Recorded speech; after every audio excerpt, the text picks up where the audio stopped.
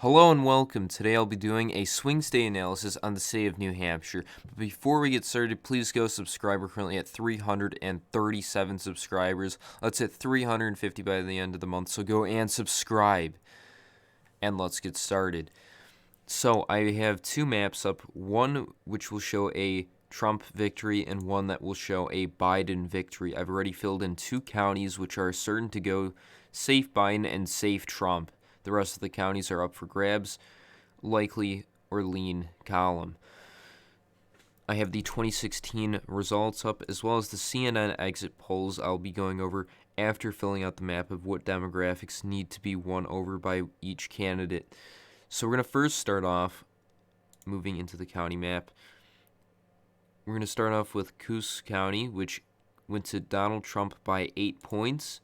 It shifted Republican, going almost 17 points to Barack Obama, and going 8 points to Donald Trump. That's a 24-point swing. So if Donald Trump is to win the state, he will need to carry it in the likely.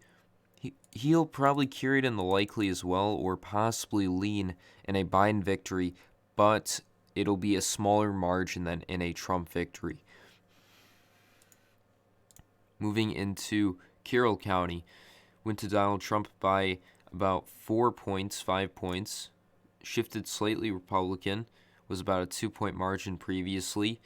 There was only a 400 vote increase for Republicans. There was less Democrats that voted in the county in 2016 than in 2012. So I'm going to give this, if it's a Trump victory, it'll probably be likely in a Biden victory. This will be lean Trump or lean Biden. Moving into Dover or Stratford County, which went to Hillary Clinton by 8 points. It shifted Republican, previously being 15-point margin, going down to an 8.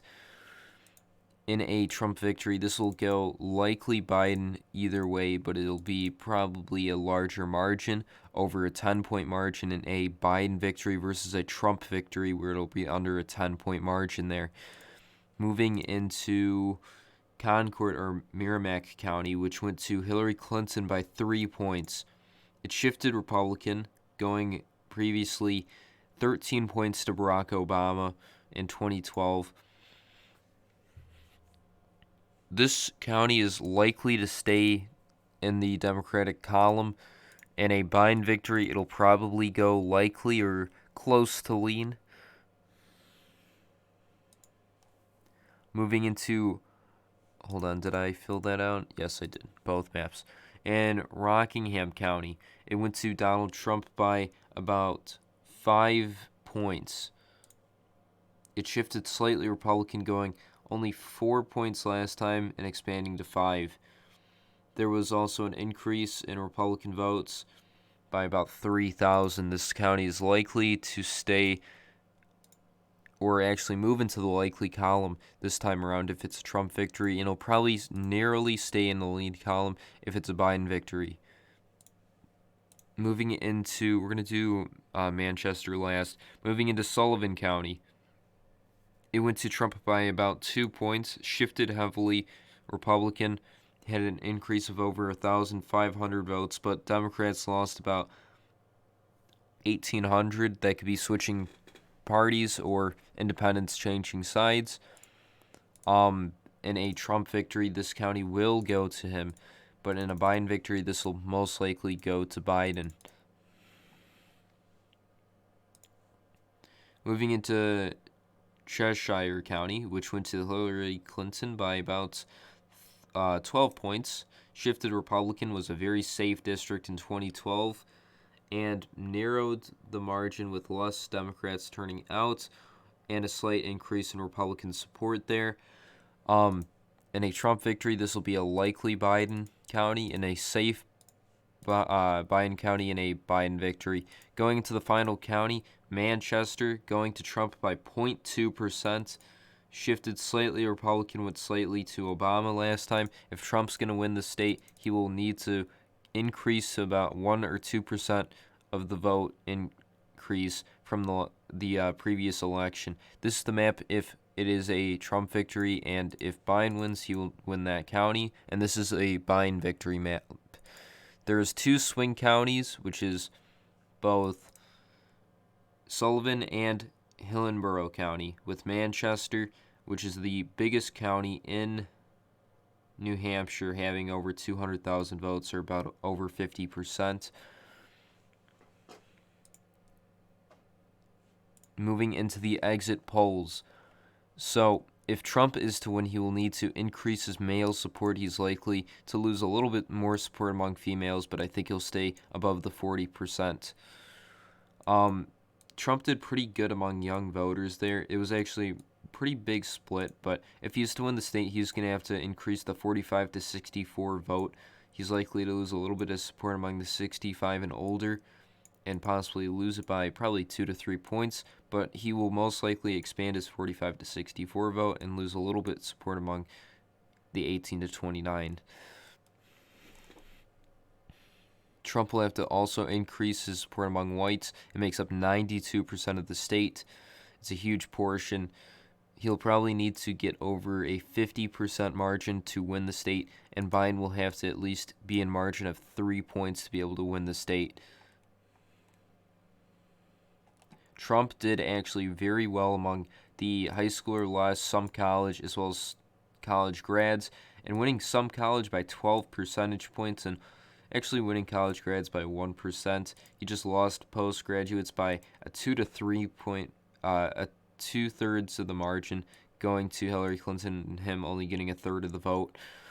Trump is probably going to expand a little bit further among the high school or less and lose a little bit of support among the college grads and postgraduates. Postgraduates seem to have already gone far enough where he won't lose any more support further. He'll likely hold his support among some college, might lose maybe 1%.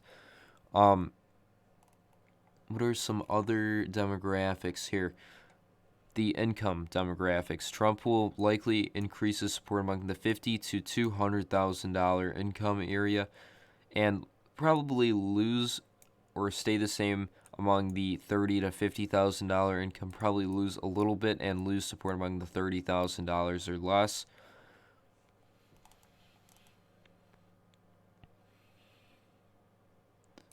If Trump or Biden is to win the state, they have to win independents over.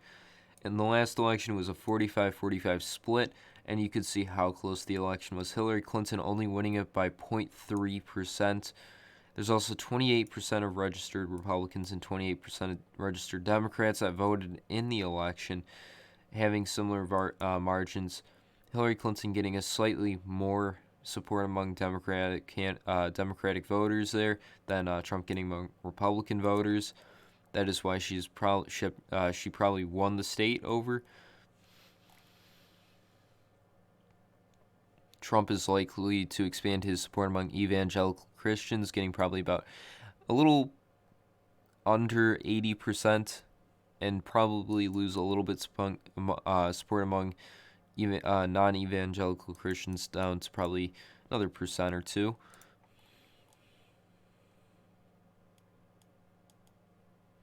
The economy last time around made up 51% of the most important issues facing the state. Terrorism was number 2, followed by foreign policy and immigration, and last. The most likely issues that are going to be on there are the economy, COVID-19, trade, and social unrest. Well, trade would probably go under the economy, so I'd probably say maybe foreign policy.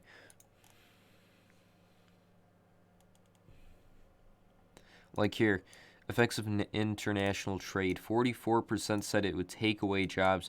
2/3 of those voters supported Trump's likely to expand among this base and lose slightly more where it shows that it creates jobs.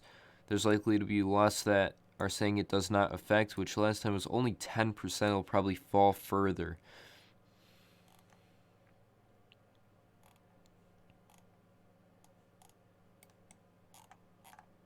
Where is it here? The area type. If Trump is to win the state, he will most likely expand his rural area support and beating Biden among that demographic. Biden is likely to expand the urban support further, and the suburban area voters are going to be deciding New Hampshire last time around, going a 50-50 split. So we'll see what happens. This is a Trump victory map, and this is a Biden victory map. Thank you for watching. Please go like, comment, and subscribe. Thank you for watching.